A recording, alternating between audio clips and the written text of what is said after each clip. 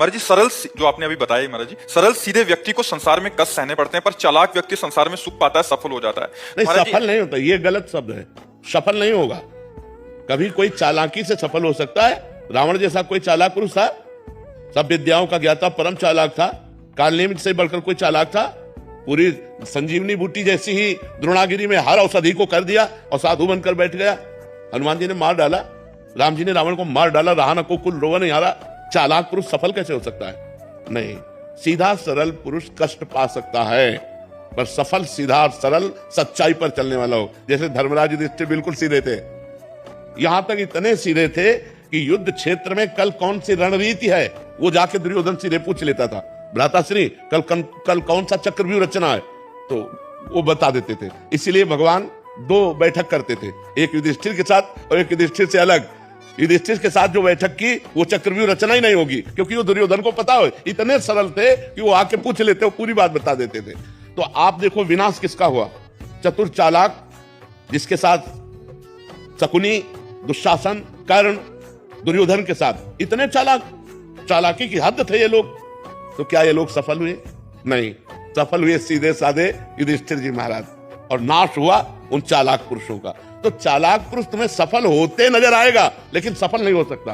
सीधा साधा पुरुष तुम्हें दुख भोगते नजर आएगा, लेकिन वो दुख भोगेगा नहीं, आगे चलकर वही विजय को प्राप्त होगा। थोड़ी यात्रा ऐसी है जिसमें संशय हो सकता है देखकर कि बेईमान, दुष्ट, चालाक, कपटी पुरुष उन्नति को प्राप्त हो रहा है और धर्मात्मा, ईमानदार दुख को प्राप्त हो रहा है। थोड़ी देर की यात्रा है, लेकिन परिणाम में जो सही चल रहा है उसका सही परिणाम होगा, और जो गलत चल रहा है उसका गलत परिणाम होगा, पक्का। आज तक की पूरा सृष्टि का विधान ऐसा है। जी जी महाराज जी, लेकिन ट्रांसफर पोस्टिंग में कई बार चालाक लोग अच्छी जगह ले जाते हैं और सीधे सरल लोगों के ट्रांसफर कहीं भी नहीं ऐसा। वो देखो दुर्योधन राजा बना कि नहीं बना? दुर्योधन राजा कुछ दिन के लिए बना कि नहीं बना, लेकिन 100 भाई मारे गए।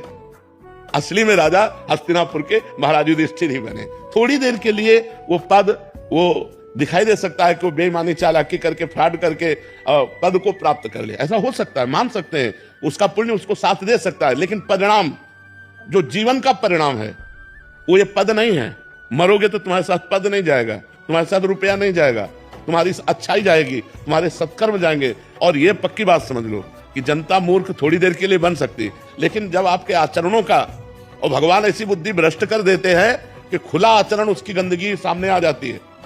आदमी की इज्जत चली गई तो किस योग रह गया? तो ये पक्का समझ लो, अच्छा पुरुष और धर्मात्मा पुरुष दुखी हो सकता है, लेकिन हार नहीं सकता।